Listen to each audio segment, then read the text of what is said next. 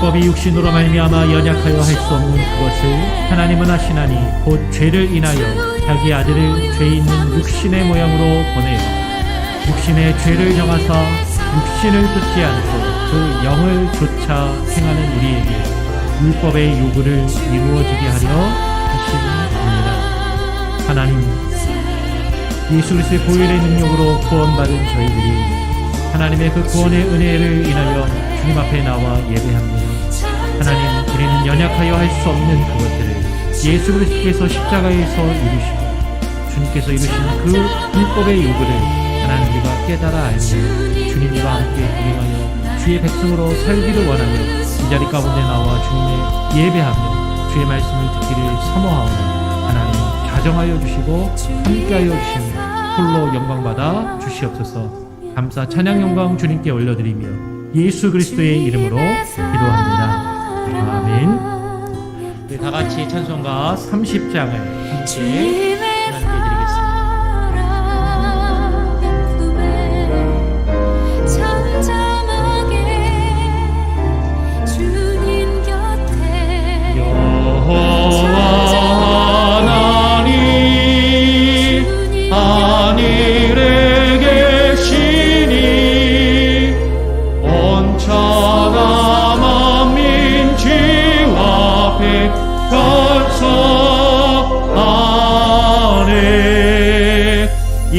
천지 만물도 주 앞에 엎드려 그 거룩하신 이름을 늘러드리네.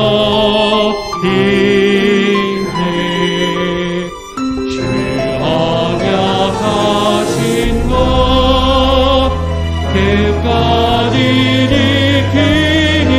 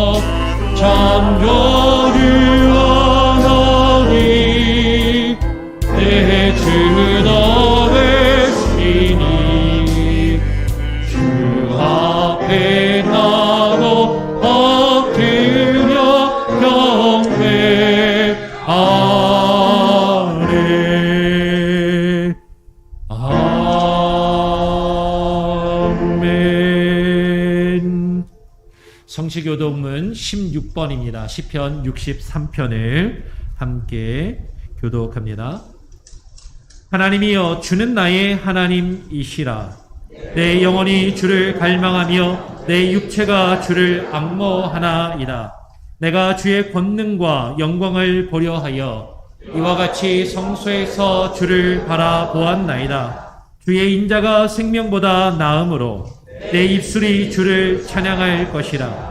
이러므로 내 평생에 주를 송축하며 주의 이름으로 인하여 내 손을 들리이다. 골수와 기름진 것을 먹음과 같이 내 영혼이 만족할 것이라.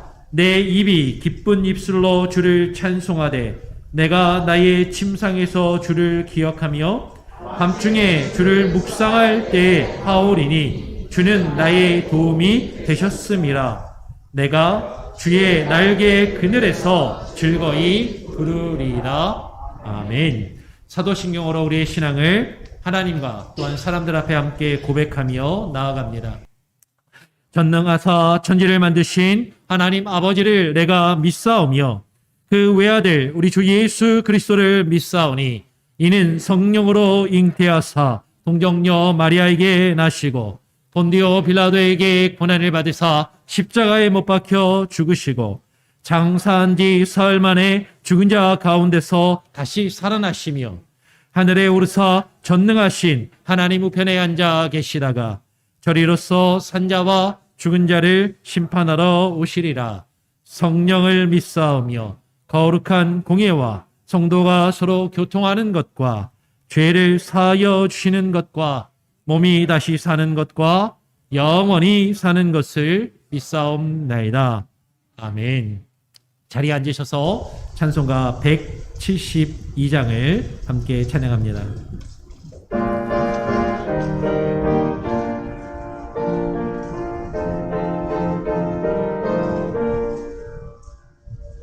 빈들은 마른 들같이 시들은 나의 영혼 주님의 허락한 성령 간절히 기다리네. 가물어 메마른 땅에 한비를 내리시리. 성령의 단비를 외워 제 생명 주옵소서. 한가운 빗소리를 여 산천이 춤을 추네. 봄비로 내리는 성령 내게로 주옵소서. 가물어 메마른 땅에 단비를 내리시니. 성령의 단비를 외워 제 생명 주옵소서. 철 따라 우러를 내려 철 따라 우러를 내려 조목이 무성하니. 갈급한 내 심령 위에 성령을 부소서. 가물어 메마른 땅에 단비를 내리시니. 성령의 단비를 외워 제 생명 주옵소서. 참되신 사랑의 언약 참되신 사랑의 언약 어길 수 있사오랴. 오늘의 흡족한 은혜 주실 줄 믿습니다. 가물어 메마른 땅에 단비를 내리시리. 성령의 단비를 외워 제 생명 주옵소서.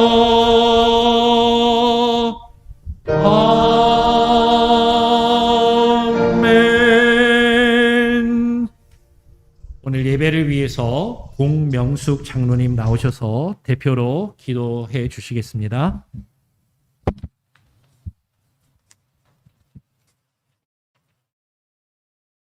하나님, 새벽에 코끝을 스치는 차가운 공기도 신선함으로 다가오는 초여름도 이제는 짙어가는 녹음 속에 폭염을 애고하는 계절이 왔습니다. 팬데믹의 기승 속에서도 아름답고 복된 주일은 우리에게 언제나 주께서 함께 하신다는 희망과 용기를 주며 믿는 자들이 어떻게 살아야 하는지를 배울 수 있는 시간이었고, 말씀이 선포되는 주의 전에서만 누릴 수 있는 복 있는 사람들의 삶을 살게 해 주셔서 감사합니다.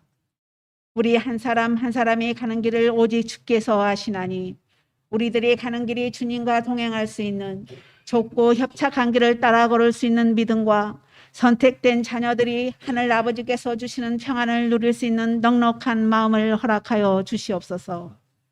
지구촌 곳곳에서 자신을 위하여 새긴 우상으로 무지 속의 팬데믹으로 죽어가는 불쌍한 사람들, 군부 쿠데타에 저항하며 오늘도 죽어가며 자유를 외치는 미얀마, 이스라엘과 팔레스타인이 동예루살렘을 두고 양측 모두 권리를 주장하며 흘리는 무고한 피들, 인생길에 덕지덕지 붙은 삶의 욕심이 잉태한 제약들 속에서 버겁고 힘들게 살아온 시간들을 주님께 맡기고 회개하오니 주여 당신의 못자국난 손으로 상한 심령들 하나하나 친히 안수하시고 사랑해 주시어 치유와 회복의 역사가 나타나도록 주님 긍휼을 베푸시오며 이 예배에 기름 부어 주시옵소서. 하나님, 살다 보면 주님의 뜻을 헤아리기엔 너무 난해한 날들이 많지만 하루하루가 주님의 계획 가운데 주님의 뜻대로 이루어져 감을 믿고 삶의 무거운 짐을 내려놓기를 소망합니다. 나만 겪는 아픔인 것 같고 나만 흘리는 서러운 눈물인 것 같고 신음소리조차도 낼 수 없는 삶의 무게가 짓눌러도 우리는 신실하신 주님을 믿고 오늘도 상처에 새살이 돋고 내일이라는 희망 속에 말씀에 의지하며 오늘도 부족한 우리를 당신께 맡깁니다. 아버지, 나의 하나님이시여, 오늘도 우리는 당신이 옆에 계셔서 감사합니다. 아버지께서 오늘도 흠양하시는 이 재단을 위해 헌신하는 많은 일꾼들을 기억하시고 그들이 이 재단의 구루터기가 될 수 있도록 믿음을 더하여 주시옵소서. 주일학교를 위해 수고하시는 전도사님과 선생님들에게 지혜를 주시고 또 그들을 위해 우리 모두 기도하며 응원하게 하여 주시옵소서. 자식은 여호와의 주신 기업이요 태의 열매는 그의 상급이로다 하셨습니다. 우리 아이들이 말씀 안에 아름답게 양육되게 하시옵소서. 하나님, 인생은 어렵습니다. 그러나 이 어려운 진리를 풀어갈 힘이 우리에게는 없습니다. 주님께 부르짖게 하시옵소서. 너는 내게 부르짖으라. 내가 내게 응답하겠고 내가 알지 못하는 크고 은밀한 일을 내게 보이리라 하신 주님. 주님의 말씀을 붙들 때 삶은 더 이상 고통스럽지 않음을 믿습니다. 아버지, 오늘 또 강단 위에서 선포되는 말씀에 우리 모두에게 위로와 희망이 되는 말씀이 선포가 될 수 있도록 목사님께 능력을 부어 주시옵소서. 말씀을 듣고 깨달아 분별하는 마음을 주시고 믿음의 형제 자매들이 서로 합력하여 복되고 아름다운 주님의 재단의 귀한 미랄들이 되게 하여 주시옵소서. 멀리 계시는 사모님과 자녀들에게도 어머니를 본향에 떠나보낸 당신의 귀한 아들과 유가족들에게도 예배 후에 있을 재정 보고에도 함께 하셔서 은혜 가운데 주님의 손길에 의지하게 하시옵소서. 태산에 부딪혀 넘어지는 사람은 없습니다.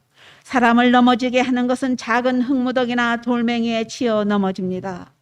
누구도 삶에 넘어지지 않도록 오늘도 이 예배에 함께 하셔서 대면 예배를 드리는 사람들이나 온라인 예배를 드리는 사람들이나 모두에게 하나님의 동일한 은혜가 임할 수 있도록 아버지 이 예배 가운데 임재하여 주시옵소서.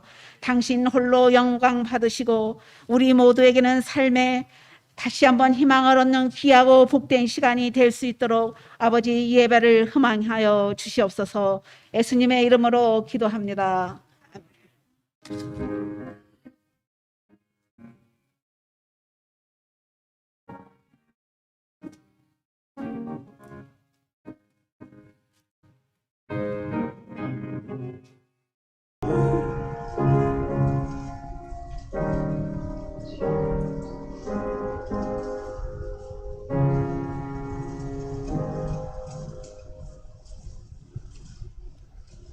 오늘 우리에게 주시는 하나님의 말씀은 출애굽기 20장 1절, 2절, 2절의 말씀입니다. 출애굽기 20장 1절과 2절, 2절의 말씀입니다. 제가 20장 1절을 읽으면 2절은 다 함께 읽도록 하겠습니다. 하나님이 이 모든 말씀으로 일러 가라사대 나는 너를 애굽 땅 종되었던 집에서 인도하여 낸 너희 하나님 여호와로라. 아멘. 제가 잠시 기도하고 말씀을 증거하겠습니다. 하나님 감사합니다. 오늘 또 거룩한 주일을 허락하여 주셔서 하나님 귀하고 거룩한 주님의 몸된 전에 나와 하나님을 예배하며 주님을 찬양합니다. 하나님 또한 우리에게 하나님의 말씀을 허락하여 주셔서 그 말씀을 듣기를 원하오니 아버지 하나님께서 우리에게 주시는 그 말씀의 뜻을 깨달아 알게 하시고 분별하게 하시며 깊이 묵상하게 하시고 하나님께서 우리에게 향하신 그 뜻을 이루어가는 귀하고 복된 하나님의 삶의 모습이 우리 가운데 있게 하여 주시옵소서. 말씀을 증거하는 자와 듣는 자가 하나님의 말씀에 귀 기울이게 하시고 하나님의 집중하게 하시고 하나님의 말씀을 통하여 하나님의 깨닫고 새로워지는 은혜가 있게 하여 주시옵소서. 감사하며 예수 그리스도의 이름으로 기도합니다. 아멘. 오늘부터 십계명에 대한 강해를 시작하려고 합니다. 그래서 오늘은 십계명을 개요하는 시간이 될 거예요. 좀 개괄하는 시간이 되고 다음 주부터 1계명부터 시작해서 이제 오늘까지 해서 11주 동안 십계명의 내용을 이제 같이 한번 살펴보게 됩니다. 중간에 또 제가 가족들을 데리러 또 캘리포니아에 갔다 오게 돼서 아마 제가 얼핏 따져보니까 4계명까지 마치고 난 다음에 갔다 오고 그리고 또 이후에 또 뒷부분을 하게 되지 않을까 그렇게 생각이 돼요. 십계명을 강해한다고 하니까 어떤 분들은 이런 생각을 하시는 분들이 있을지도 모르겠어요. 아니, 십계명은 구약의 율법이지 않습니까, 목사님? 아니, 구약의 율법. 아니, 율법은 나쁜 거 아니에요? 신앙생활을 좀 어느 정도 하신 분들이라면 율법은 그렇게 좋지 않고 나쁜 것이라고 생각하실 수도 있을지 모르겠어요. 율법은 율법이 아니라 은혜가 우리에게 필요한 거 아닙니까? 율법이 아니라 우리에게 복음이 필요한 것 아닙니까? 죄송하지만 휴지 좀 한두 장만 좀 갖다 주시겠습니까? 티슈 좀 갖다 주시면 감사하겠습니다. 네. 그렇게 생각하실 수 있을 것 같아요. 왜냐하면 우리는 이런 생각을 하는 것이죠. 율법은 믿음과 반대되는 것이라고 생각해요. 율법은 복음과 반대되는 것이라고 생각하고 율법을 강조하면 하나님의 은혜를 부인하는 것이라고 그렇게 생각하기 쉽기 때문인 것입니다. 왜냐하면 우리가 율법으로 구원을 얻지 못하기 때문이죠.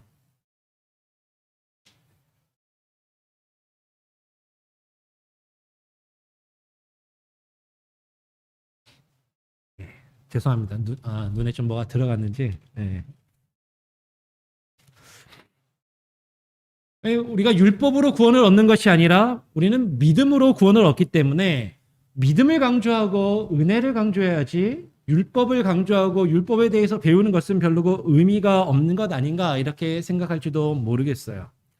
그러면 우리가 믿음으로 구원을 얻기 때문에 구약의 율법의 기능과 그 역할은 사라진 것인가? 더 이상 그것은 우리에게 어떤 의미도 없는 것인가? 아니면 그것은 아직도 유효한 것인가 하는 것이죠. 신약성경을 보면 신약성경 자체가 에베소 2장 15절이나 히브리서 10장 9절을 보면 율법이 폐하여졌다라고 그렇게 이야기를 합니다. 율법은 폐하여졌다라고 이야기를 하기도 하고 또 반면에 예수님께서 하신 말씀을 보면 율법을 완전하게 하시며 믿음이 도리어 율법을 굳게 세운다라고 그렇게 말씀하시기도 하는 거죠. 마태복음 5장 17절 말씀을 한번 볼까요? 마태복음 5장 17절에 보면 이렇게 예수님이 말씀하신 거예요. 예수님 뭐라고 말씀하시냐면 내가 율법이나 선지자나 폐하러 온 줄로 생각지 말라. 폐하러 온 것이 아니요 어떻게 하러 왔다? 완전케 하려 함이로다라고 예수님이 말씀하시는 거죠. 아니 그러면 성경의 어느 곳에는 율법을 폐한다라고 이야기했고 지금 또 예수님께서는 율법을 폐하러 온 것이 아니라 완전케 하려 함이다라고 이야기하면 지금 이게 서로 상충되고 모순되는 것 아닙니까? 이렇게 생각할지도 모르겠어요. 근데 여러분 그렇지가 않습니다. 율법의 기능 중에 구약의 제사법이나 제사의 의식이나 형식적인 율법은 폐하여졌어요. 왜냐하면 그 구약의 제사법이나 형식적인 기능은 예수님께서 십자가에서 이루실 구속의 역사와 대속을 예표하는 것이 그 그림자일 뿐이기 때문인 것이죠. 그러니까 예수님의 십자가의 사역을 예표하는 그림자적인 요소들은 다 폐하여지고 없어졌지만 그렇지만 율법이 우리에게 주는 기능이 여전히 있다라는 것이에요. 율법이 아직도 유효하다라는 것입니다. 우리 로마서 3장 28절을 다 같이 한번 읽어보겠습니다. 로마서 3장 28절 같이 한번 읽어볼까요? 여러분 같이 함께 읽겠습니다. 시작.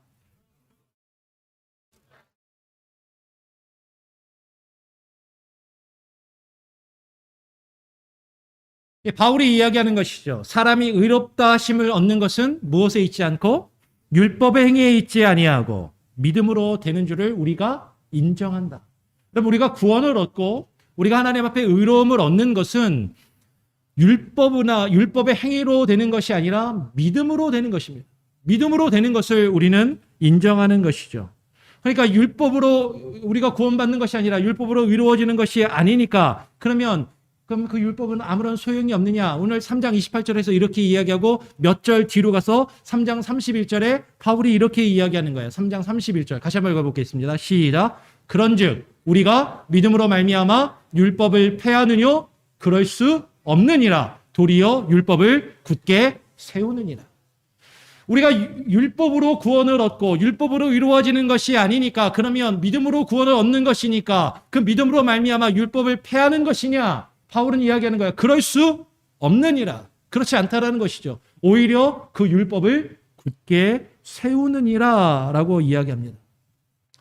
우리가 믿음으로 구원을 얻는 것이고 우리가 믿음과 은혜가 우리에게 중요한 것이지만 그 믿음과 은혜를 강조한다고 해서 그러면 율법이 폐하여지는 것이 아니라 오히려 율법이 우리 안에 굳게 세워지는 그 율법의 기능과 역할이 있다라는 것이죠. 그러면 제사적인 요소들, 구약의 형식적인 율법의 기능과 요소들은 폐하여지고 없어졌지만 그래서 우리가 더 이상 구약의 방법으로 제사하고 하나님을 예배하는 것은 아니지만 그 율법이 우리에게 주는 여전히 남아있는 세 가지의 기능이 있다라는 것이에요. 그 율법의 세 가지의 기능에 대해서 여러분 존 칼빈이 누군지 아세요? 그 장로교회를 처음 시작한 종교개혁자가 존 칼빈입니다. 이 존 칼빈이 쓴 기독교 강요라는 것이 있어요. 영어로는 Institution of the Christian Religion이라는 이 책을 보면 이 종교개혁의 정신, 특별히 우리 장로교회가 추구하는 개혁신학의 정신이 잘 요약되어 있는 책입니다. 그러니까 여러분 장로교인이라면 우리 개혁교인이라면 이 존 칼빈의 기독교 강요를 꼭 한 번쯤은 읽어볼 필요가 있어요. 이 존 칼빈의 기독교 강요를 보면 이제 종교개혁의 정신을 담고 있기 때문에 프랑스 국왕에게 어떤 저항의 정신을 가지고 쓴 편지가 서론으로 조금 길게 기록이 됩니다. 그 서론이 끝나고 나면 본론으로 들어가서 1장의 내용이 율법에 대하여라고 시작을 하는 것이죠. 그러면서 그 율법에 대하여라고 시작을 하면서 거기서 율법에 대하여 설명할 때 가장 먼저 존 칼빈이 하는 것이 십계명에 대한 그 해설을 포함하고 있어요. 그러니까 종교개혁을 이루고 말씀의 본질로 돌아가자라고 이야기하면서 가장 먼저 그 율법이 무엇인지 우리가 한번 생각해 보자. 그 율법의 기능과 역할이 무엇인지를 존 칼빈 역시도 가장 먼저 강조하고 있다라는 것이죠. 신학자들마다 율법의 기능과 역할을 분류하는 방법이 조금씩 다르기도 합니다. 그러나 전통적으로 이 세 가지의 기능 중에 가장 첫 번째 율법의 기능이 무엇이냐면 그것은 죄를 깨우치는 역할을 하는 것이죠. 무엇이 죄인지를 우리로 하여금 알게 해주는 것입니다. 죄가 무엇인지 우리에게 깨닫게 해주는 몽학 선생과도 같은 역할을 하는 것이죠. 로마서 3장 19절 20절 말씀을 한번 보겠습니다. 로마서 3장 19절 20절 제가 한번 19절을 읽으면 20절 같이 한번 읽어보겠습니다. 우리가 알거니와 무릇 율법이 말하는 바는 율법 아래에 있는 자들에게 말하는 것이니 이는 모든 입을 막고 온 세상으로 하나님의 심판 아래에 있게 하려 함이니라. 20절 그러므로 율법의 행위로 그의 앞에 의롭다 하심을 얻을 육체가 없나니 율법으로는 죄를 깨달음이니라. 그러면 율법의 첫 번째 기능이 이거예요. 하나님 앞에서 무엇이 죄인지를 우리로 하여금 알게 해주는 그 기준이 되는 것입니다.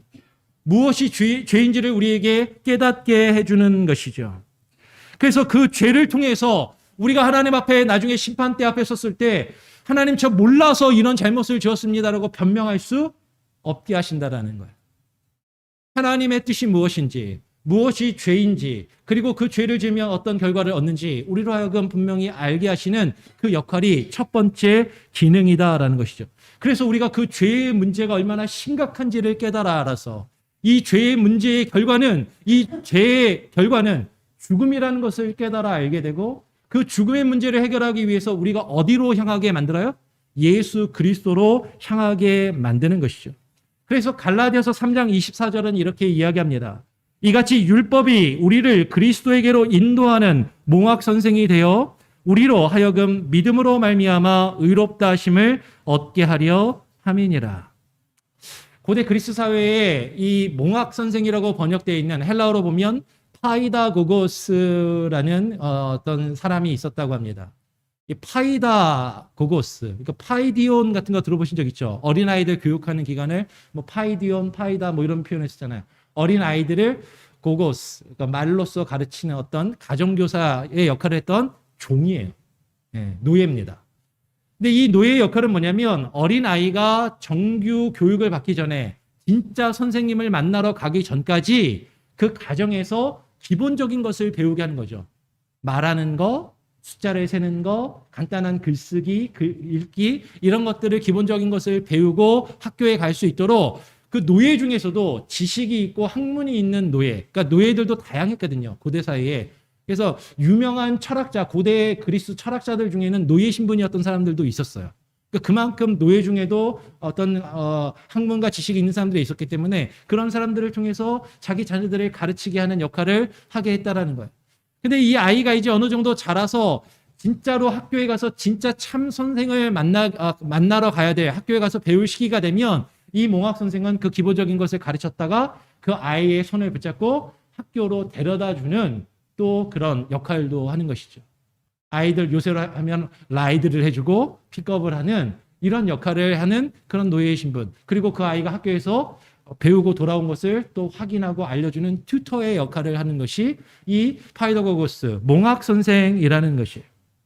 그러니까 율법은 우리로 하여금 예수 그리스도께로 우리가 온전히 나아가기 전에, 우리가 예수 그리스도를 온전히 만나기 전에 죄가 무엇인지를 우리로 하여금 깨닫게 하고, 우리가 이 죄의 문제를 해결하기 위해서는 예수 그리스도에게 나갈 수밖에 없다라는 것을 우리로 인식하게 하고 깨달아서 예수 그리스도를 향하여 나아갈 수 있도록 인도해주는 그 기본적인 기능이 있다라는 것입니다.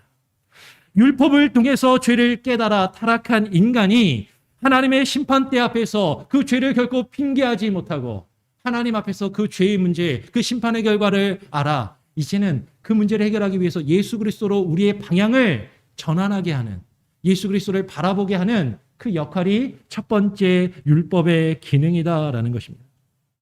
두 번째 기능이 있어요. 두 번째 율법의 기능은 우리의 양심과 함께 사람들이 지독하게 타락하는 것을 막게 하는 것이죠. 그러니까 죄를 깨달아 알고 그 죄의 결과가 무엇인지, 그 형벌이 얼마나 엄중한지를 우리로 분명하게 알게 해서 어떤 마음이 생기게 해요? 두려운 마음이 생기게 해서 그 죄를 짓지 않도록 하는, 억제하는 기능이 두 번째 기능입니다. 쉽게 생각하면 이렇게 생각하시면 좋아요. 제가 미국에 왔더니요, 처음에, 여러분들은 이제 다 익숙해 주셔갖고 그런 느낌이 없으실 수도 있는데, 한국에 있다가 미국에 처음 오면 문화적인 쇼크를 받습니다. 가장 먼저 받는 게 뭔지 아세요? 한국에서 운전하다가 미국에 딱 오면은, 와, 미국 사람들이 교통법규를 되게 잘 지키네? 이런 생각이 드는 거예요. 한국 같으면 스탑 사인이 있다고 안 쓰거든요. 그냥 갑니다. 그런데 여기는 스탑 사인이 있으면 서야 돼요. 아무도 없는 것 같은데도 서요. 대부분 다 서요. 나중에 알고 봤더니 왜 그래요? 한번 걸리면 벌금이 엄청납니다. 과속하다가 한번 걸리면은 그 벌금, 그러니까 약간 오버스피딩을 하는데 몇몇 사람들 제외하고는 대부분 걸릴 듯 말 때 살짝만 오버스피딩 하지, 막 하는 사람들은 정말로 돈이 많거나 아주 간이 큰 사람들 아니고서는 대부분 다 속도를 또 잘 지켜요. 왜 그래요? 한번 걸리면 벌금이 너무 크니까.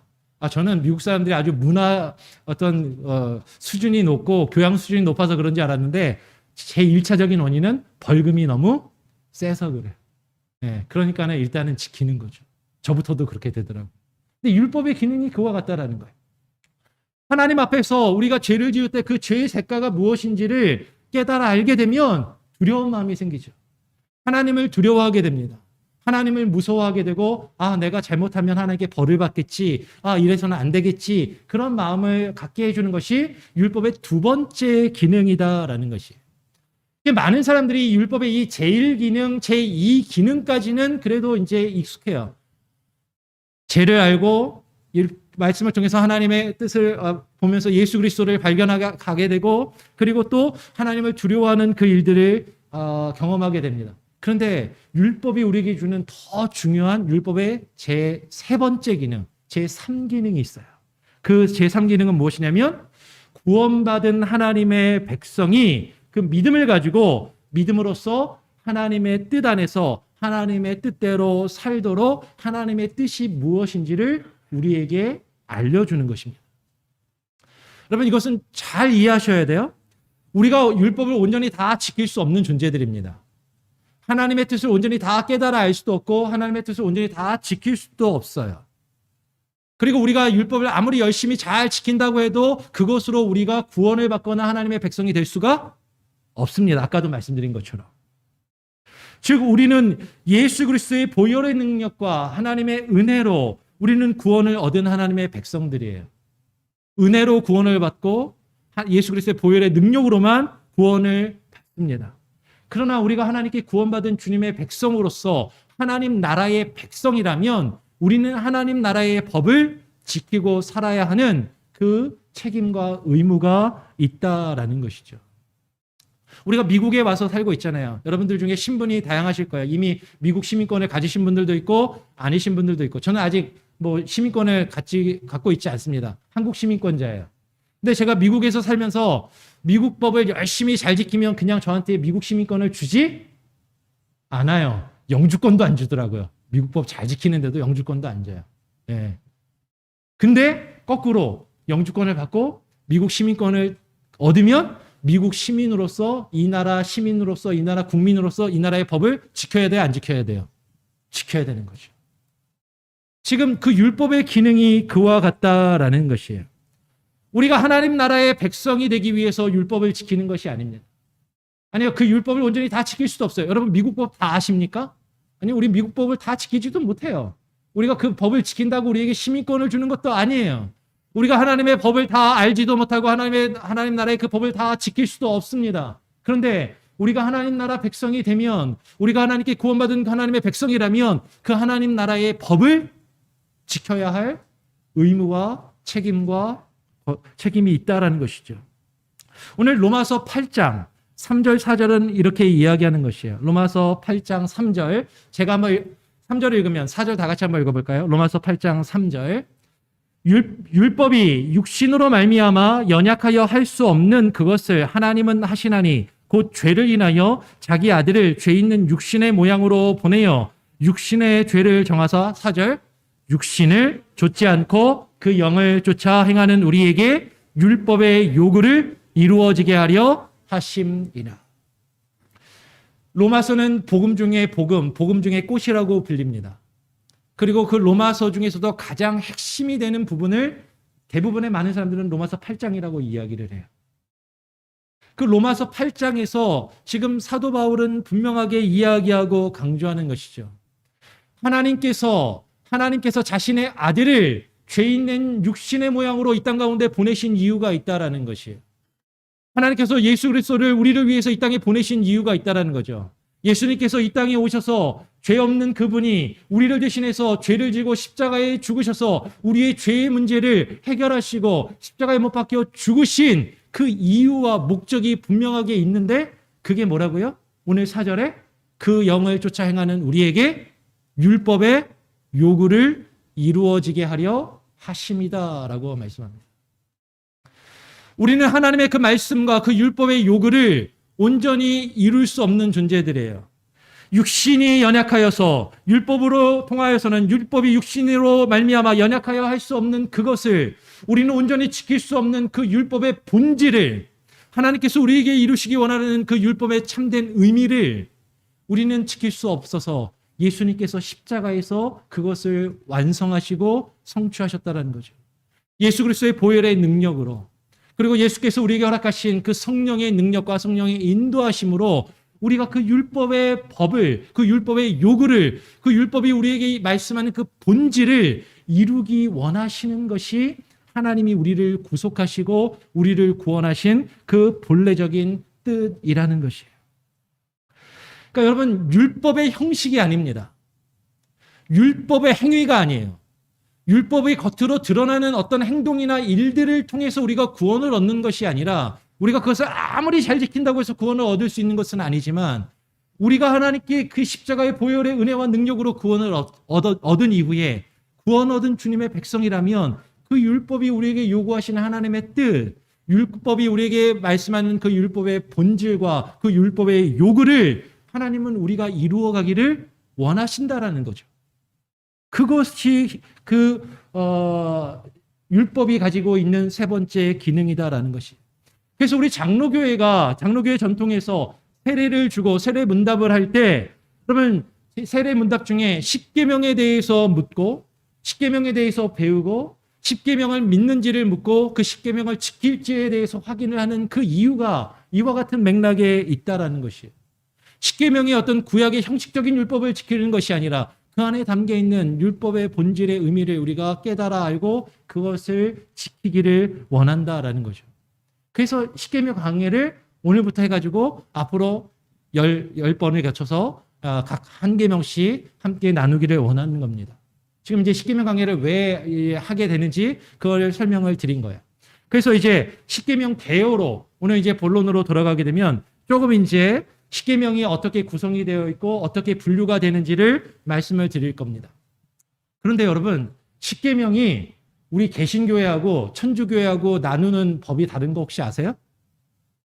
유대교하고 천주교회하고 우리 개신교회하고 십계명을 분류하는 방법이 다 달라요.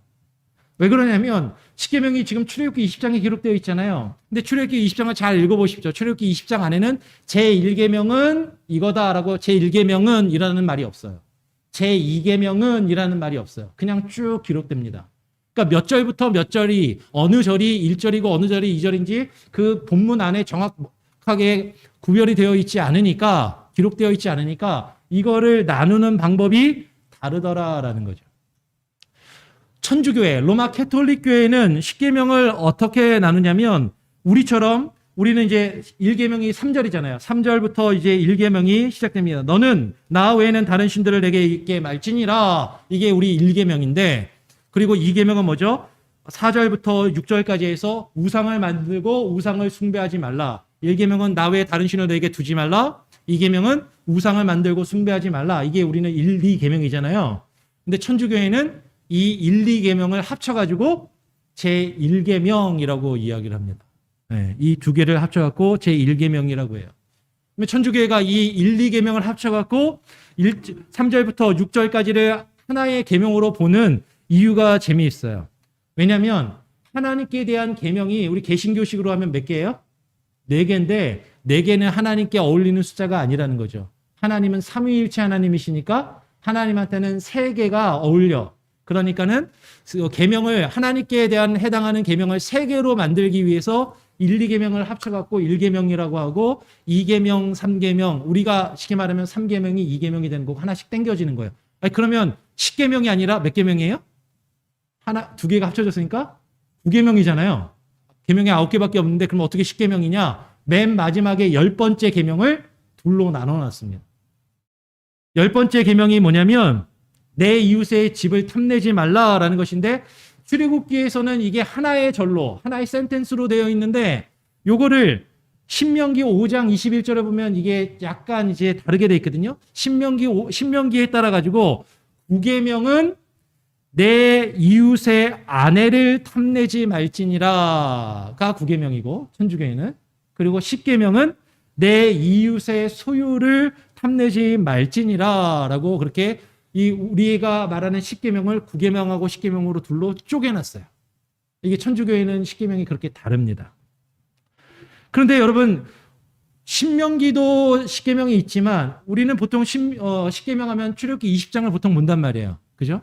출애굽기 20장에 나오는 우리 출애굽기 20장 17절 맨 마지막에 10번째 계명을 눈으로 한번 보면 내 이웃의 아내를 탐내지 말지니라가 어떻게 따로 떨어질 수 있느냐라는 거죠. 제가 한번 읽어보겠습니다. 여러분들 눈으로 한번 보세요. 성경책으로. 내 이웃의 집을 탐내지 말지니라. 내 이웃의 아내나 그의 남종이나 그의 여종이나 그의 소나 그의 낙이나 무릇 내 이웃의 소유를 탐내지 말지니라. 지금 오늘 출애굽기 12장 17절에 보면 내 이웃의 집을 탐내지 말라, 내 이웃의 것을 탐내지 말라라는 것 중에 여러 가지 내용들이 있는데 그 이웃의 아내나 그 이웃의 종이나 그 이웃의 소유나 그 이웃의 어떤 물건들이나 그런 거를 탐내지 말라라고 구체적인 설명 중에 대한 내용인데 내 이웃의 아내만 따로 떼어내가지고 구계명으로 본다라는 거예요. 천주교회는 이렇게 봅니다. 우리랑 좀 십계명을 나누는 방법이 달라요. 유대교도 달라요. 유대교는 어떻게 하냐면 유대교입니다. 지금 저기 아까 제가 고친다고 해놓고 또 밑에 것만 고치고 안 고쳤는데 출애굽기 20장 22절이 아니라 출애굽기 20장 2절 우리가 오늘 본문으로 읽는 2절을 제1계명으로 보는 것이죠. 2절을 1계명으로 봅니다. 그러니까 십계명을 한 구절을 추가해서 유대인들은 3절부터 십계명이 시작하는 게 아니라 2절부터 십계명이 시작한다라고 보고 그 2절이 제1계명이라고 그렇게 이야기를 해요. 그러니까 그러면서 천주교회처럼 그러면 또 하나가 또 더 늘어나잖아요. 거꾸로. 그러니까 천주교회처럼 우리가 1계명, 2계명이라는 것을 합쳐갖고 제2계명으로 해서 10개가 맞아 들어가게 됩니다. 그러면 제1계명은 1계명이 뭐예요? 오늘 우리가 본문으로 읽은 2절 나는 너를 애굽 땅 종되었던 집에서 인도하여 낸 너의 하나님 여호와로라 라는 이 내용이 제1계명이라고 이제 유대인들은 말하는 거죠. 왜냐하면 1절에 보니까 하나님이 이 모든 말씀으로 일러 가라사대 해가지고 하나님의 말씀이 어디부터 시작했습니까? 2절부터 시작했으니까 2절부터가 십계명이라고 유대인들은 이야기를 하는 거예요. 그런데 여러분 2절의 내용을 잘 보십시오. 2절의 내용은 나는 너를 애굽 땅 종되었던 집에서 인도하여 낸 너의 하나님 여호와로라. 여기에 어떤 계명의 성격은 없어요. 뭐뭐를 해라, 뭐뭐 하지 마라, 뭐 이런 내용이 없어요. 네. 그러니까 어떤 그 내용이나 성격을 봐서는 계명이라고 보기보다는 이것은 계명을 우리에게 주시는 분이 누구인지를 알려주고 그것을 선언하는 것으로 우리는 본다라는 거죠. 그래서 2절은 십계명이 누구에게 주신 계명의 말씀인지를 알려주는 어떤 선언적인 내용, 서론적인 내용이고 계명 자체로 우리는 보지 않습니다. 그래서 장로교회를 포함해서 개신교회의 십계명과 분류법은 유대교나 천주교회랑 로마 캐톨릭 교회랑 다르다라는 거예요. 그래서 우리는 2계명을 1계명으로 보지 않고 제3계명부터 이제 십계명이 시작되는 거죠. 그래서 여러분 성경을 보면 동그라미로 하면 대부분 다 구별이 되어 있을 거예요. 그죠? 이제 3절 앞에 동그라미가 있죠. 3절이 1계명, 4절 앞에 동그라미가 있죠. 4절이 2계명, 4, 5, 6절이 2계명, 7절 앞에 동그라미가 있습니다. 7절이 3계명, 8절부터 안식일에 대한 내용에서 8절부터 11절까지가 4계명, 그리고 12절이 5계명, 13절 6계명, 14절 7계명, 15절 8계명, 16절 9계명, 17절 10계명 이렇게 우리는 구분을 한다라는 것이에요. 그러니까 개신교의 10계명의 분류법은 이 언어적으로 계명의 성격과 그 내용에 따라서 그것을 분류해서 10개의 계명으로 분류하는 법을 가지고 있어요. 그러니까 본문 안에서 제1은, 제2는 이런 것이 없기 때문에 사실은 읽기에 따라서 다를 수도 있지만 가장 우리 개신교가 가지고 있는 분류법이 타당하다라고 우리는 생각하는 것이 옳겠다라는 것입니다. 그럴 때 우리 개신교가 가지고 있는 십계명은 크게 두 가지로 분류가 된다라는 것이죠. 제1계명부터 제4계명까지는 하나님을 사랑하는 것, 하나님에 대한 사랑, 하나님에 대한 계명들로 기록되어 있고 제5계명부터 제10계명까지는 사람의 사이에서 지켜야 될 계명들, 규칙들. 그래서 이웃 사랑에 대한 내용이 제5계명부터 10계명까지 기록되어 있어요. 그래서 신약 성경에서도 하나님을 사랑하는 것과 이웃을 사랑하는 것, 하나님 사랑과 이웃 사랑을 강조하면서 이것이 율법의 핵심이라고 예수님께서도 강조를 하시는 것이죠. 마태복음 22장 37절로 40절까지를 한번 보겠습니다. 조금 길지만 다 같이 한번 읽어볼까요? 시작. 예수께서 가라사대 너의 마음을 다하고 목숨을 다하고 뜻을 다하여 주 너의 하나님을 사랑하라 하셨으니 이것이 크고 첫째 되는 계명이요 둘째는 그와 같이 내 이웃을 내 몸과 같이 사랑하라 하셨으니 이 두 계명이 온 율법과 선지자의 강령이니라. 지금 예수님께서 하시는 말씀입니다. 너의 마음을 다하고 목숨을 다하고 뜻을 다하여 주 너의 하나님을 사랑하라 라고 구약에 하셨으니. 그러면 이 내용이 구약에 그대로 기록되어 있는 거예요. 지금 그 구절을 시간 때문에 제가 다 보여드리진 않지만 요 정리되어 있는 구절이 있어요. 그리고 이 내용이 10계명, 1계명부터 4계명까지 담겨 있단 말이죠. 이것이 크고 첫째 되는 그 계명의 어떤 성격이고 그 계명의 내용이고 두 번째는 10계명의 5계명부터 10계명 10번째 계명까지 내 이웃을 내 몸과 같이. 그죠? 둘째는 그와 같으니 내 이웃을 내 몸과 같이 사랑하라 라고 말씀하고 있다는 것입니다. 하나님을 사랑하고 이웃을 사랑하는 이 두 개의 계명이 온 율법과 온 선지자의 강령이니라 라고 이야기를 합니다. 여기서 강령 그러면 무슨 행동 강령, 막 공산당 행동 강령 막 이런 게 떠오르실지도 모르겠어요. 근데 여기서 강령이라는 건 옷걸이 같은 거예요. 벽에 못을 딱 박아놓고 거기에 걸려 있다라는 거, 매달려 있다라는 뜻입니다. 행거라는 뜻이에요. 그러니까 하나님의 모든 말씀, 온 율법과 선지자, 온 율법은 모세의 율법과 선지자는 선지자들의 글을 이야기합니다. 구약의 모든 하나님의 말씀이 하나님을 사랑하는 것과 이웃을 사랑하는 이 두 가지에 딱 걸려 있다는 거예요. 모든 것이 여기에 다 매달려 있고 걸려 있음을 예수님께서 말씀하고 계시는 것이죠. 그러면서 예수님께서는 이 두 가지를 합쳐가지고 하나로 정리를 하셨어요. 요한복음 13장 34절에 뭐라고 말씀하시냐면 요한복음 13장 34절에 새 계명을 너희에게 주노니 뭐해라? 서로 사랑하라. 새 계명을 너희에게 주노니 서로 사랑하라. 내가 너희를 사랑한 것 같이 너희도 서로 사랑하라 라고 말씀하십니다. 뒤에 가서 조금 더 자세하게 나누겠지만 예수님께서 지금 새 계명이라고 말씀하신 것은 하나님을 사랑하고 이웃을 사랑하라는 이 내용이 구약에는 없었던 전혀 새로운 내용이기 때문에 새 계명이라는 말씀이 아니에요.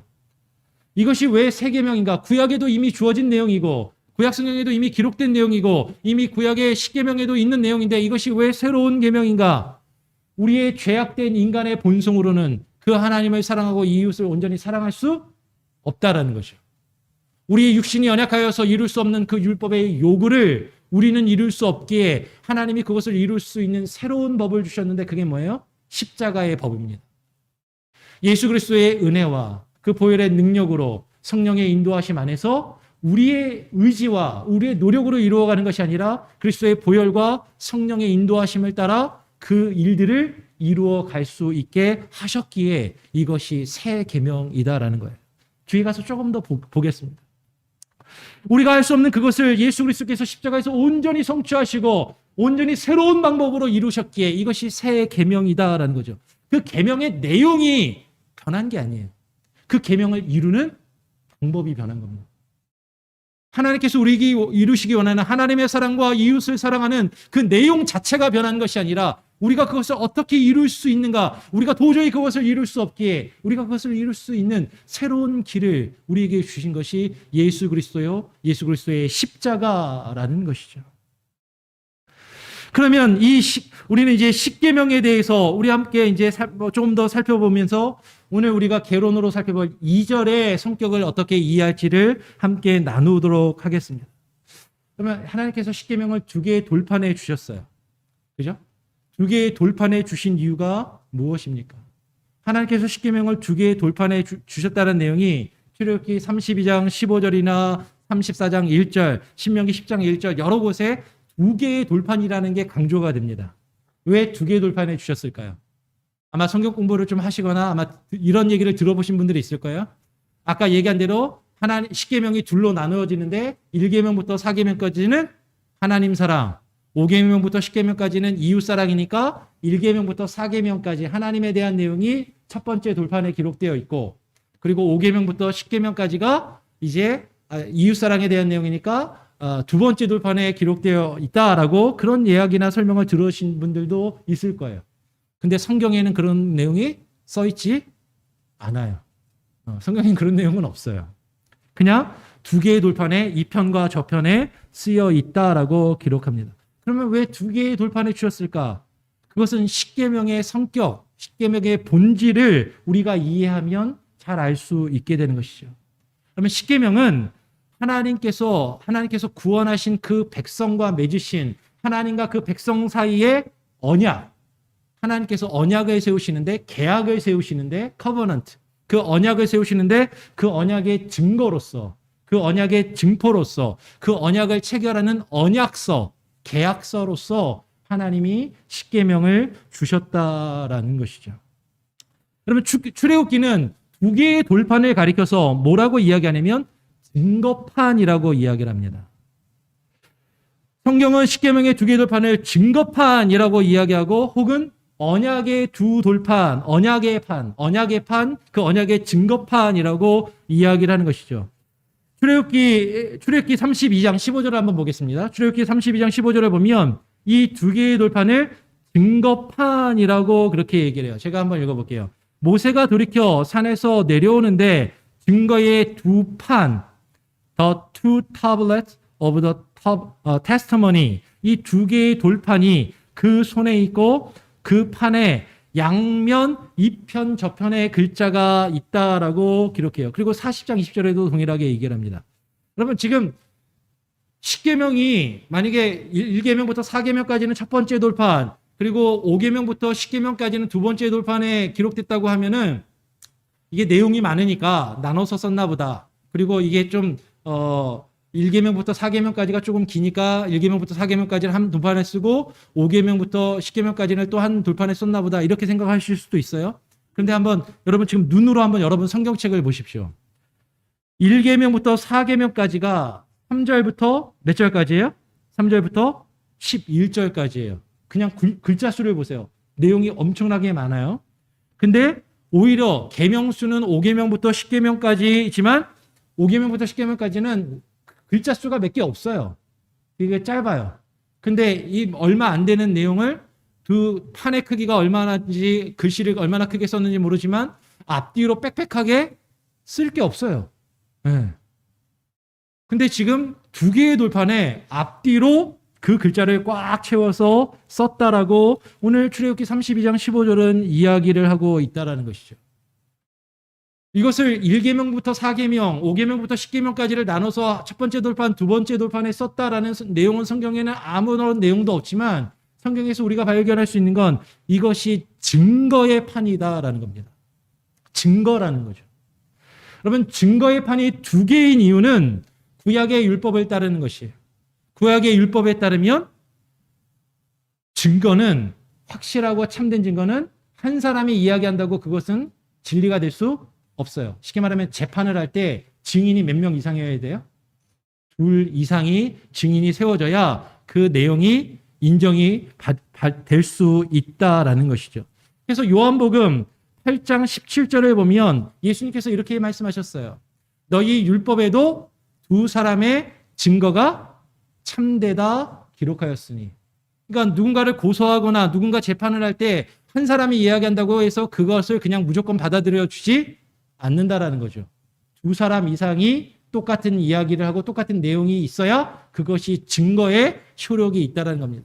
그래서 요한계시록의 두 증인에 대해서 이야기할 때도 이것이 단순히 마지막 시대에 어떤 특정한 인물 두 사람이 증인으로 일어날 것이 아니라 참되고 어떤 진실한 증거가 있을 것을 이야기하는 것이에요. 이 두 개의 증인, 그러니까 이 두 개의 증인이라는 것은 상당히 중요한 의미가 있다는 거죠. 하나님께서 주신 계명과 그 율법의 내용이 참되고 유효하다라는 그 성격을 증거하기 위해서, 그것이 정말로 유효하다라는 것을 분명하게 알려주기 위해서 두 개의 증거가, 두 개의 돌판이 주어졌다라는 것입니다. 그것은 하나님과 그 백성 사이에 맺은 언약을 증거하는 것이죠. 그래서 신명기서를 보면, 신명기 9장 9절을 보면 이것을 언약의 돌판이라고 이야기해요. 하나님과 언약을 맺어서 그 언약의 돌판이라고 이야기합니다. 우리 신명기 9장 9절 한 번 더 같이 한번 읽어보겠습니다. 신명기 9장 9절 시작. 그때 내가 돌판들 곧 여호와께서 너희와 세우신 언약의 돌판들을 받으려고 산에 올라가서 40주야를 산에 거하며 떡도 마시지 아니하고 물도 마시지 아니하였더니 11절에도 언약의 돌판이라는 표현을 써요. 조금 한 절 건너뛰어서 11절에도 40주야가 지난 후에 여호와께서 내게 돌판, 그 돌판이 뭐라고요? 곧 언약의 두 돌판을 주시고. 여러분 이건 상당히 중요한 의미가 있습니다. 언약의 두 돌판이라는 거죠. 고대 시대에는 종이가 없었어요.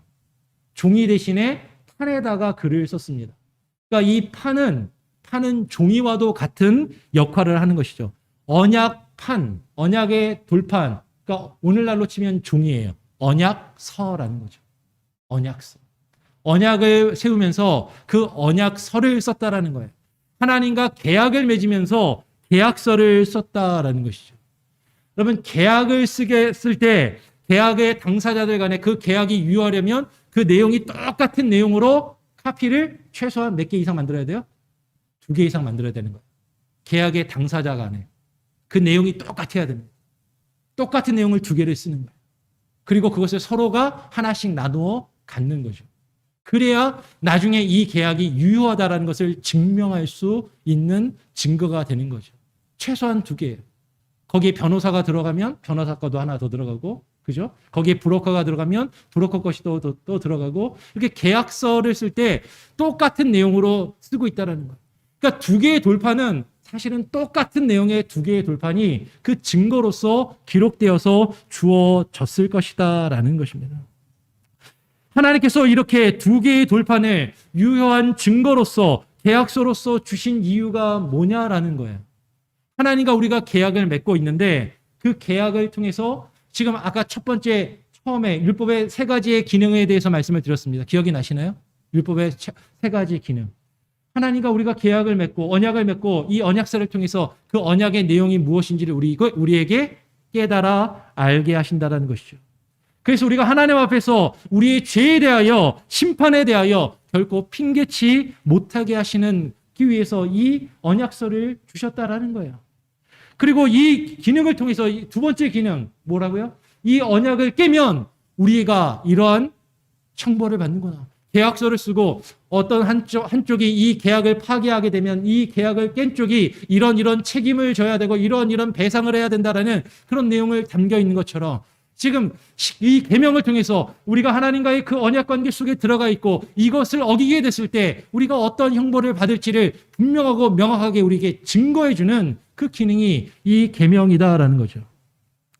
그다음에 이 계명이 언약서와 같은 이 기능이 사실은 에덴 동산의 선악을 알게 하는 나무도 똑같은 기능이에요. 하나님께서 아담과 언약을 맺으시면서 그 언약의 증거로서 그 언약의 증표로서 선악을 알게 하는 나무를 에덴 동산 중앙에 두셨다라는 거죠. 그것과 똑같이 오늘 하나님이 율법을 주셨다라는 거예요. 계명을 주셨다라는 겁니다. 근데 이렇게 이야기하면 어떤 분들은 이제 이렇게 생각할 수 있어요. 아니 하나님은 왜 에덴 동산에다가 선악을 알게 하는 나무를 두셔가지고 그것만 없었으면 그거 안 따먹고 죄를 안 지을 텐데 라고 그렇게 생각을 하는 거죠. 어떻게 생각하는 거예요?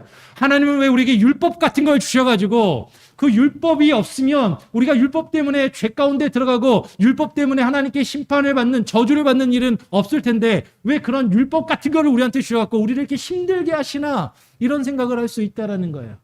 근데 여러분 차를 사고 집을 살 때 여러분 계약서 쓰시잖아요. 그죠? 그 계약서를 쓸 때 계약을 깨라고 쓰는 겁니까? 계약을 지키라고 쓰는 겁니까? 계약을 지키라고 쓰는 거예요. 이 계약이 얼마나 중요한 계약인지를 명시하고 그것을 증거해주고 그거를 확인시켜주고 이 계약을 깨면 이런 책임과 이런 배상을 져야 되니까 절대로 이 계약을 깨지 말고 꼭 지키라고 계약서를 쓰는 거예요. 근데 계약서를 받아놓고 이 계약서 때문에 이 계약서만 아니면 내가 이 계약을 안 끼고 내가 그냥 이걸 가질 텐데 왜 우리가 그렇게 생각을 하냐라는 것이죠.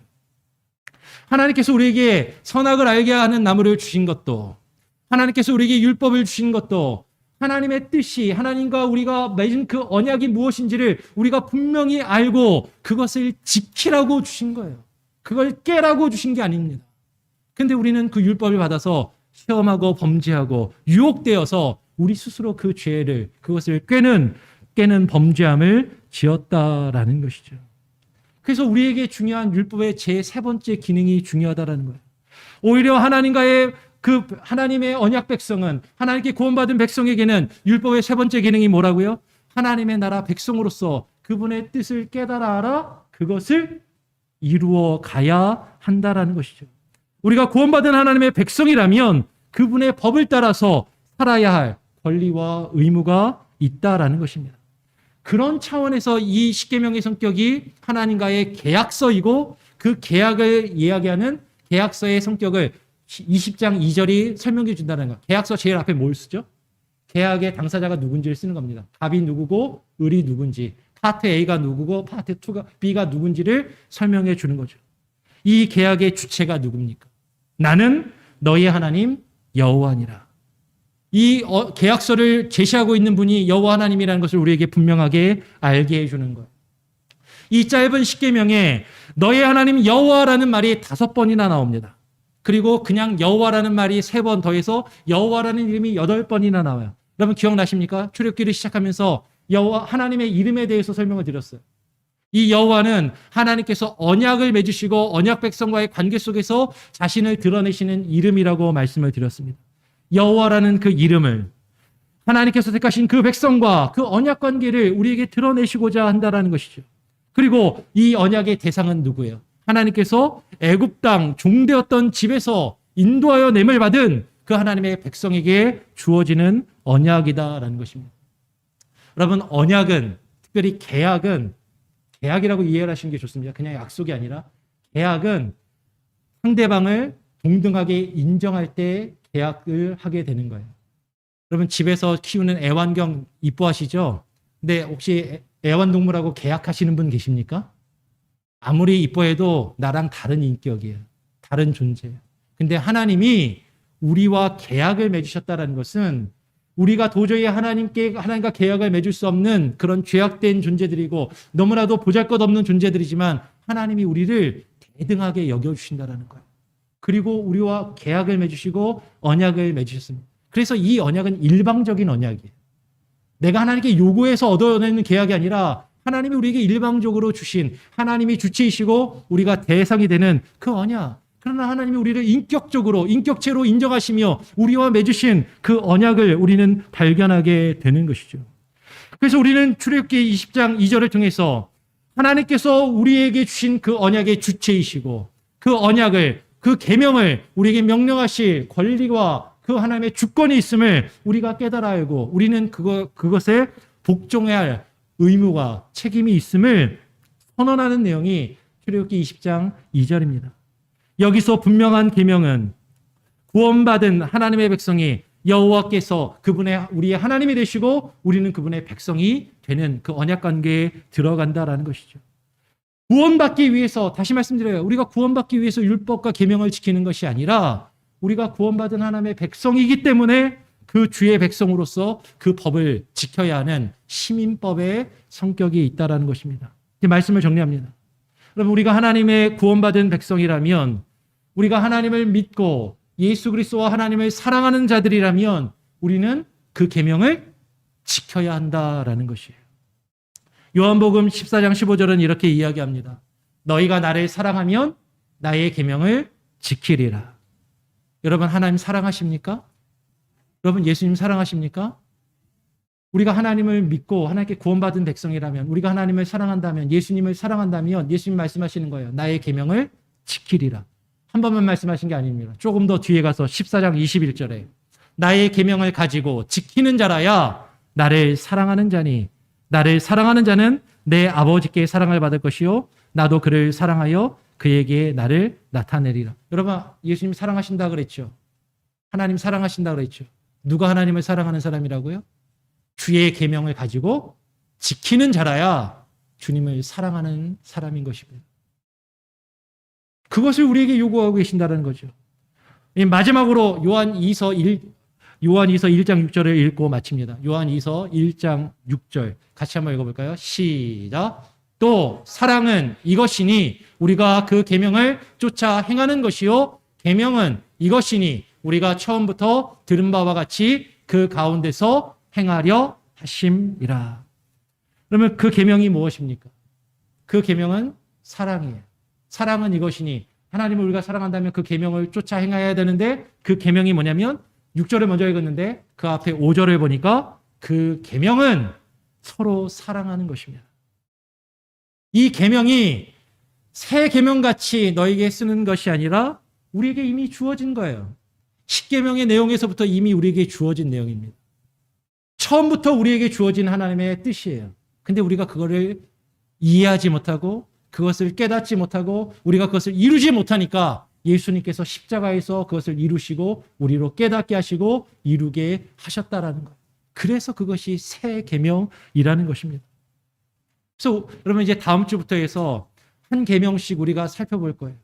그러면 하나님을 사랑하는 것, 이웃을 사랑하는 것이 구체적으로 무엇을 말하는가? 십계명에 있는 형식적인 것, 율법적인 의식적인 내용이 아니라 그 안에 담겨있는 율법의 요구, 그 율법의 본질, 하나님을 사랑하며 이웃을 사랑하는 것이 어떤 것인지를 우리가 한 계명씩 살펴보고 우리가 하나님을 정말로 사랑하며 그 뜻을 이루어가기를 고민하고 그것을 우리의 삶 가운데 이루어갈 수 있는 시간들을 갖기를 원합니다. 기대하시고 사모하시고 오늘 말씀이 좀 길었는데 여러분 그래도 여러분 하나님의 말씀을 사모하십시오. 그리고 그 말씀 가운데 하나님이 우리에게 무엇을 요구하시는지를 더욱더 깊이 고민하시고 그 말씀을 따라 살 수 있는 하나님을 사랑하는 저와 여러분이 될 수 있기를 간절히 소원하고 축원합니다. 아멘. 기도하겠습니다. 하나님 감사합니다. 오늘 이 시간 우리가 또 십계명의 개론을 우리가 나누었습니다. 십계명은 하나님께서 우리가 하나님을 사랑하고 이웃을 사랑하기 위해서 우리에게 주신 하나님의 시민법임을, 하나님 나라의 시민법임을 우리가 깨달아 알게 하시고 우리가 하나님과의 그 언약 관계 속에 들어간다면 우리가 구원받은 주의 백성이라면 그것을 마땅히 지켜야 하는 것임을 깨달아 알게 하시고 하나님 그 율법의 기능과 그 역할을 하나님 우리가 깨달아 알며 그것을 하나님 우리가 고민하며 우리 삶 가운데 이루어갈 수 있는 귀한 은혜가 있게 하여 주시옵소서. 감사 찬양 영광 주님께 올려드리며 예수 그리스도의 이름으로 기도합니다. 아멘. 오늘 함께 나눈 말씀을 기억하면서 주의 임재 앞에 잠잠해 우리 함께 찬양하며 준비하신 예물을 하나님께 드리시겠습니다.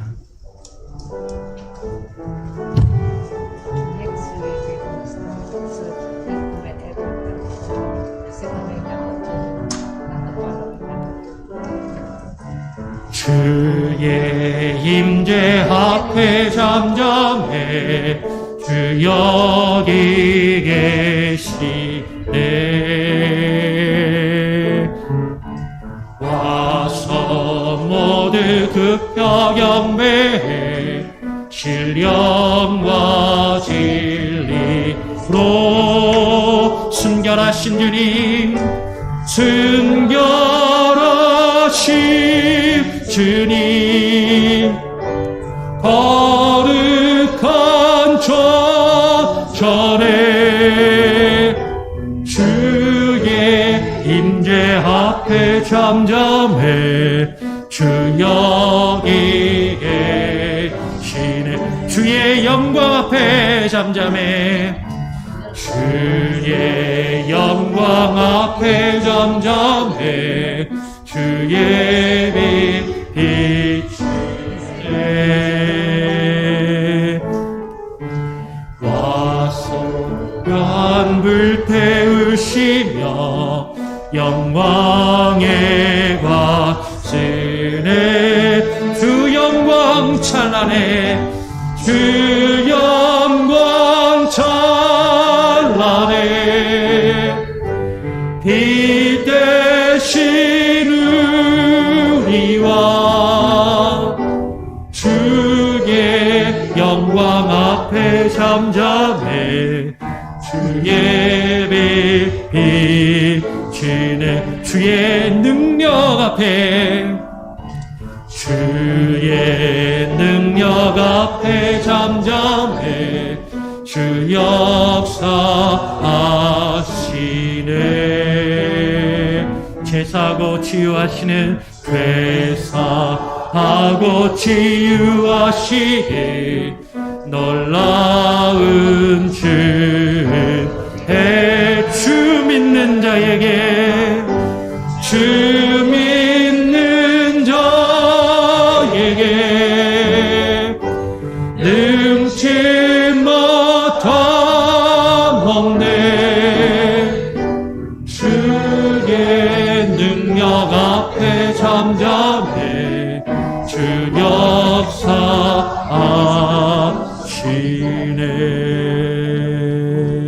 드려진 예물을 위해서 제가 한번 기도합니다. 하나님 감사합니다. 오늘 예배 가운데 나오며 하나님 주님을 찬양하고 주의 말씀을 듣고 또한 하나님께서 우리에게 허락하신 것을 하나님 구별하여 주님께 드립니다. 하나님 주님께서 우리에게 허락하신 것을 또 주님께 드리는 것이 마땅히 우리가 주의 백성으로서 해야 할 것임을 깨달아 알게 하시고 우리의 삶의 모든 것이 주님이 허락하신 모든 것이 주님의 것임을 고백하는 마음으로 드리게 하여 주시옵소서. 이 땅을 살아가면서 힘들고 어려울 때가 있습니다. 경제적으로 어려울 때도 있고 육신의 질병으로 고통 가운데 아파하며 신음할 때가 있습니다. 우리가 사랑하는 가족을 잃고 상실감에 빠져 아파할 때도 있습니다. 아버지 하나님, 우리의 마음과 상황과 환경을 주님께서 아시오니 우리의 모든 것을 주님께 드리고 맡길 때 하나님 그 모든 것을 주께서 책임지시고 인도하시며 하나님 함께하여 주시옵소서. 우리가 주의 백성으로서 살기를 원합니다. 하나님의 뜻 안에 거하며 살기를 원합니다. 하나님 그럴 때 우리의 가정과 우리의 직장과 사업처와 우리의 자녀들과 우리의 사업처와 비즈니스와 우리의 삶의 모든 영역을 주께서 돌보시고 주께서 책임지시고 주께서 함께하여 주시옵소서. 그러한 하늘의 신령한 복과 그러한 신령한 은혜가 오늘 이 시간 주님 앞에 나와 예배하며 귀한 마음으로 정성껏 예물을 드리는 모든 일들에게 하나님 그 하늘의 신령한 복으로 부어주시고 채워주시옵소서. 감사와 찬양 영광 오직 주님께 올려드리며 거룩하신 예수 그리스도의 이름으로 기도합니다. 아멘. 교회 소식을 전해드립니다. 주보를 참고하시고요. 매일 성경 통독 계속해서 이루어집니다. 새벽 기도 말씀이 성경 통독을 통해서 합니다. 새벽에 나와서 같이 기도하시고 말씀을 묵상하시고 나오시기 힘드신 분들은 계속 포기하지 마시고 성경 말씀을 읽으시며 온라인으로 또 함께 참여하시기를 부탁을 드립니다.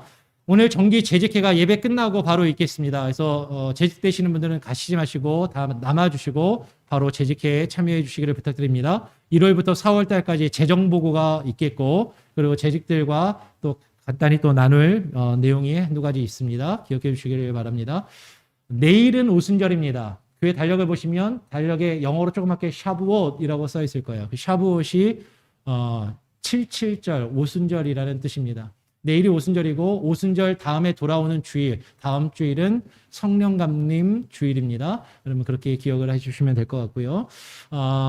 교사 모임은 아까 광고를 했습니다. 그리고 교회 웹사이트에 대한 내용도 여러분 참고를 해주시고 교우동정을 보시면 9번에 홍철호 장로님 늘 여기 앞에 앉아 계셨는데 오늘 안 보이시죠? 그래서 홍철호 장로님 어머님이 한국에 계신데 91세로 소천하셨습니다. 그래서 어머님 장례를 또 치르고 한국의 일들을 정리하기 위해서 홍철호 장로님 또 김현자 집사님 한국에 어제 한국으로 출발하셨습니다. 기억해 주시고 여러분 위해서 기도해 주시고 여러분 좀 관심 가져주시고 위로의 말을 또 마음을 전해주시면 감사하겠습니다. 예. 다른 특별한 내용이 없으시면 다 같이 자리에서 일어나셔서 찬송가 41장을 부르고 제가 축도함으로 오늘 예배를 마치도록 하겠습니다.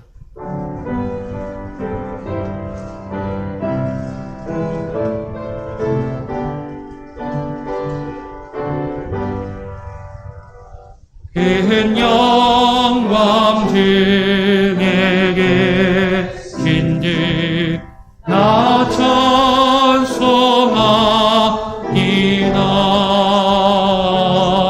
영원히 계신 주 이름 나 찬송하이다.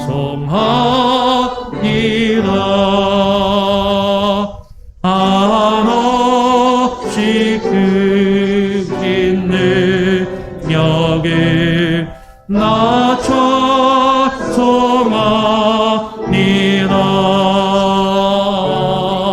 참되고 기쁜 그 언약 나 찬송하니다.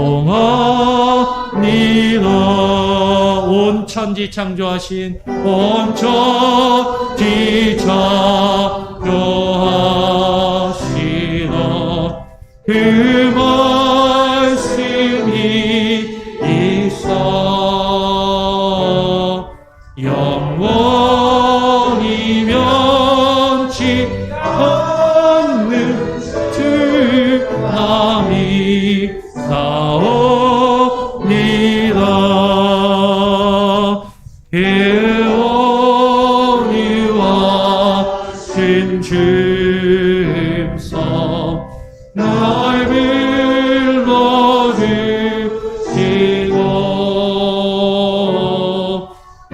음에 품어 주시니 나 찬송하리라.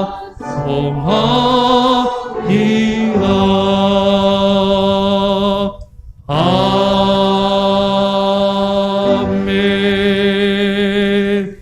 이제는 우리를 위하여 자신의 생명을 대속의 제물로 내어주신 예수 그리스도의 무한하신 은혜와 우리를 택하여 구원하시고 자녀 삼으시며 그 언약 백성을 삼으신 하나님의 크신 사랑과 그것을 우리로 깨닫게 하며 그 언약 안에서 살아갈 수 있도록 인도하시는 성령님의 인도하심이 하나님과의 언약관계 속에 들어가 그 계명의 그 본질과 그 율법의 요구를 깨달아 알며 그것을 성령의 인도하심을 따라 예수 그리스도의 은혜 가운데 그것을 우리 삶 가운데 이루어가기를 소원하며 결단하는 오늘 이 자리에 모인 모든 성도들과 온라인으로 함께 예배드리는 모든 성도들 가운데 그리고 그들의 자녀들과 그들의 삶의 모든 영역 가운데 이제로부터 영원토록 함께 계실지어다.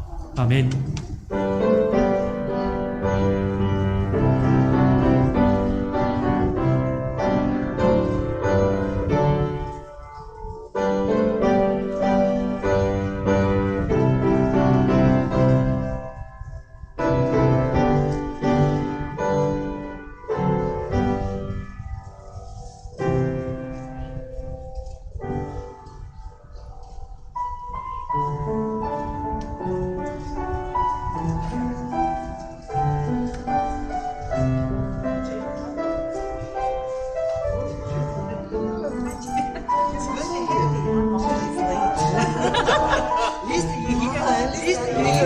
Before the sermon started. He's working. You tell Henry we missed him. At least you're here. At least you're here.